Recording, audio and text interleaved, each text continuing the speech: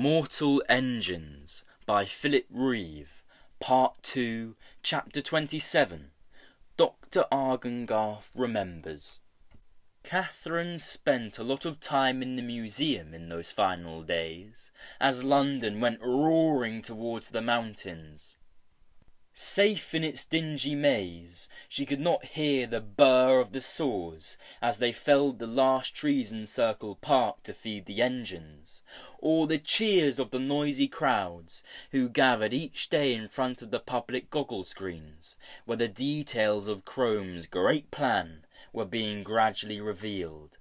She could even forget the Guild of Engineers security people, who were everywhere now, not just the usual white-coated thugs, but a strange new breed in black coats and hoods. Silent, stiff in their movements, with a faint greenish glow behind their tinted visors.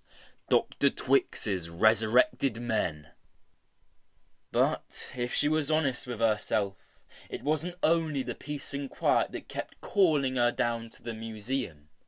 Beavis was there, his borrowed bedding spread out onto the floor of the old transport gallery, under the dusty hanging shapes of model gliders and flying machines. She needed his company more and more as the city hauled itself eastward. She liked the fact that he was her secret. She liked his soft voice, and the strange laugh that always sounded as if he were trying it on for size, as if he had never much call for laughter down in the deep gut. She liked the way he looked at her, his dark eyes always lingering on her face, and especially her hair. "I've never really known anybody with hair before," he told her one day. "In the guild they use chemicals on us when we're first apprenticed, so it never grows back." Catherine thought about his pale, smooth scalp. She liked that too. It sort of suited him. Was this what falling in love was like?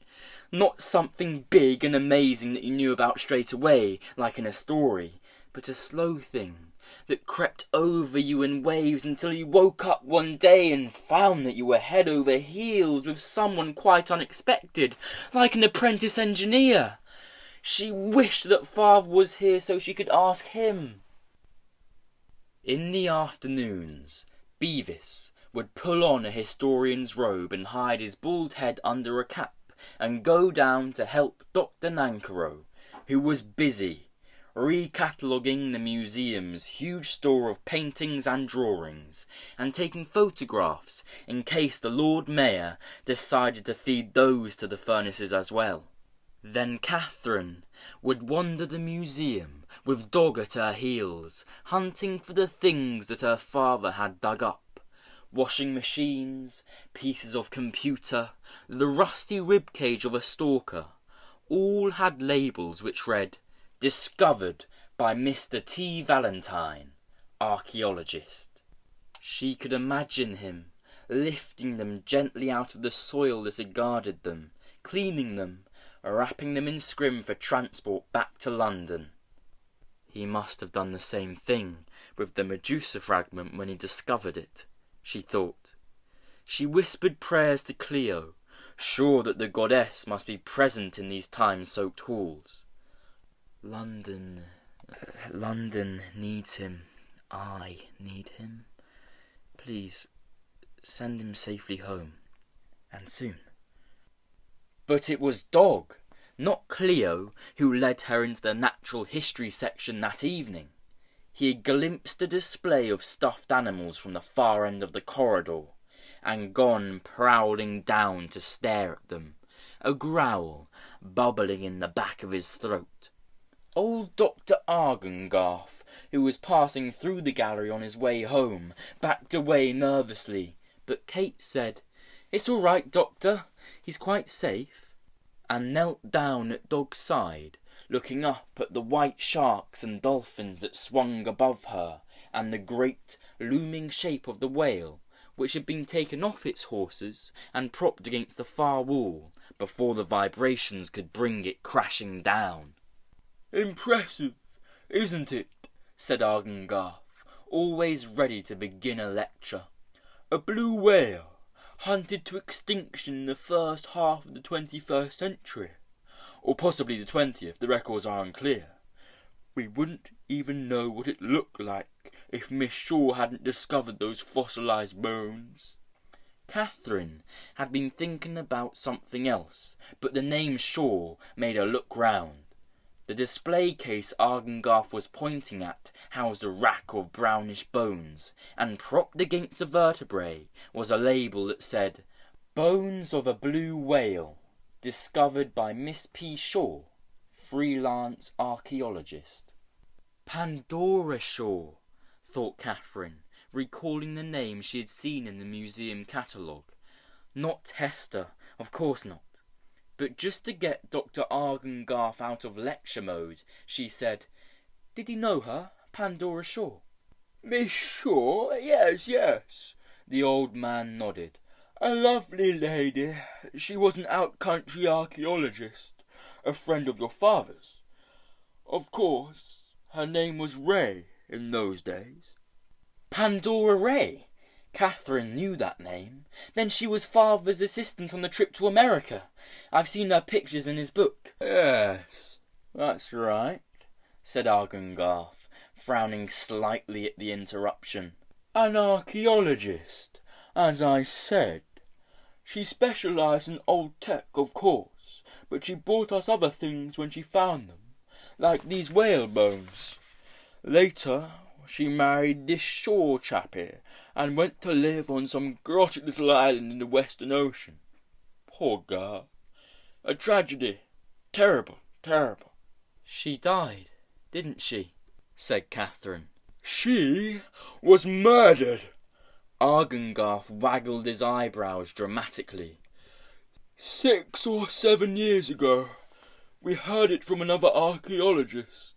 Murdered in her own home, and her husband with her. Dreadful business. I say, my dear, are you all right? You look as if you've seen a ghost." But Catherine was not all right. In her mind, all the pieces of the puzzle were flying together.